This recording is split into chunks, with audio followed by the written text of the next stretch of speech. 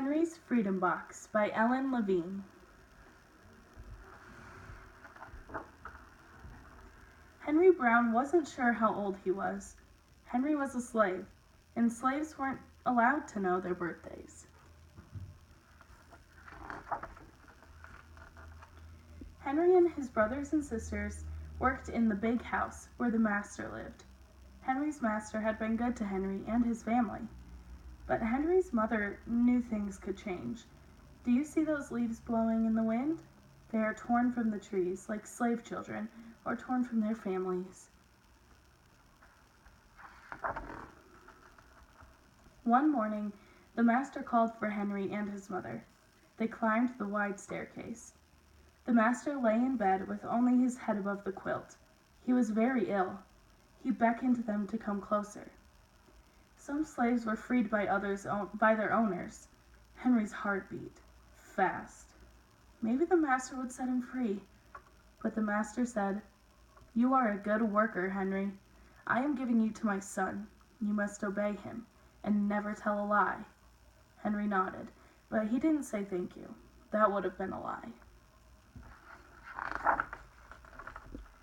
Later that day, Henry watched a bird soar high above the trees. "Free bird, happy bird," Henry thought. Henry said goodbye to his family. He looked across the field. The leaves swirled in the wind. Henry worked in his new master's factory. He was good at his job. "Do not tear that tobacco leaf," the boss yelled at the new boy. He poked the boy with a stick. If you made a mistake, the boss would beat you. Henry was lonely. One day he met Nancy, who was shopping for her mistress. They walked and talked and agreed to meet again. Henry felt like singing, but slaves didn't dare sing in the streets. Instead, he hummed all the way home. Months later, Henry asked Nancy to be his wife. When both of their masters agreed, Henry and Nancy were married. Soon there was a little baby, then another, and another. Henry knew they were very lucky. They lived together, even though they had different masters. But Nancy was worried. Her master had lost a great deal of money. "I'm afraid he will sell our children," she said. Henry sat very still.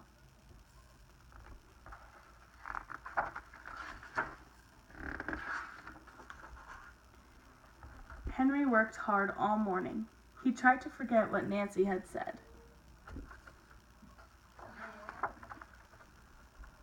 His friend James came into the factory.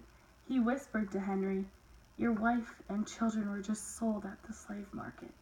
"No!" cried Henry. Henry couldn't move. He couldn't think and he couldn't work. "Twist that tobacco," the boss poked Henry. Henry twisted tobacco leaves, and his heart twisted in his chest. At lunchtime, Henry rushed to the center of town. A large group of slaves was tied together. The owner shouted at them. Henry looked for his family. "Father! Father!" Henry watched his children disappear down the road. Where was Nancy? He saw her the same moment she saw him. Then he wiped away his tears. Nancy, too, was gone.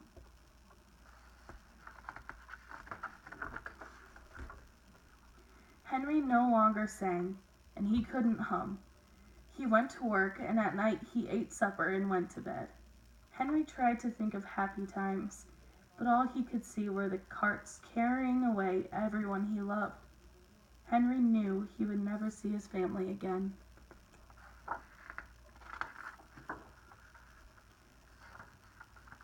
Many weeks passed. One morning, Henry heard singing. A little bird flew out of a tree into the open sky, and Henry thought about breaking free. But how? As he lifted a crate, he knew the answer. He asked James and Dr. Smith to help him. Dr. Smith was a white man who thought slavery was wrong. They met early the next day at an empty warehouse. Henry arrived with a box. "I will mail myself to a place where there are no slaves," he said. James stared at the box, then at Henry. What if you cough and someone hears you? I will cover my mouth and hope, Henry said. Dr. Smith wrote on the box, to William H. Johnson, Ark Street, Philadelphia, Pennsylvania. Henry would be delivered to his friends in Philadelphia. Then he printed on the crate in big letters, "This side up with care." Henry needed an excuse to stay home, or the work boss would think he had run off. James pointed to Henry's sore finger, but Henry knew it wasn't bad enough. He opened a bottle of oil and vitriol. "No!" cried James. Henry poured it on his hand. It burned his skin to the bone. Now the boss would have to let him stay home.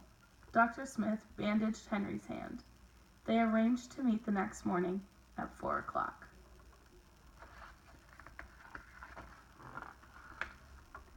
The sun was not yet up when Henry climbed into the box.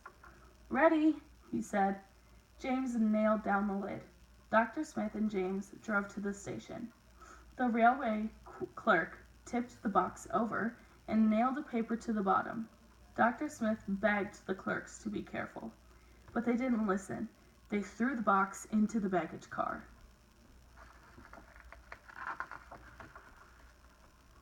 Hours passed. Henry was lifted up and thrown again, upside down.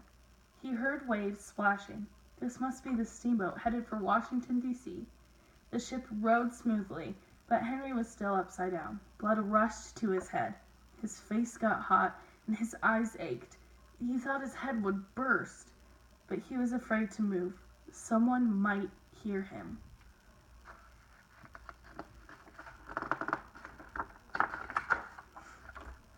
"I'm tired of standing," someone said. "Why don't we move that box and sit on it?" said another. Henry held his breath. Could they be talking about his box?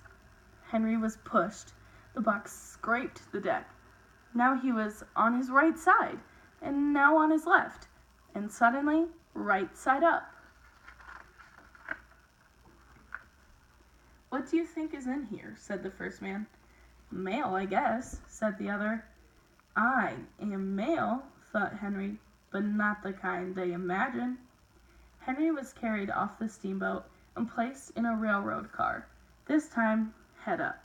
He fell asleep to the rattling song of the train wheels.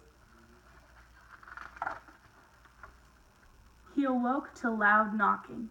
"Henry, are you all right in there?" "All right," he answered. The cover was pried open. Henry stretched out and stood up. 4 men smiled at him. "Welcome to Philadelphia." At last, Henry had a birthday, March 30th, 1849, his first day of freedom, and from that day on, he also had a middle name. Everyone called him Henry Box Brown. The end.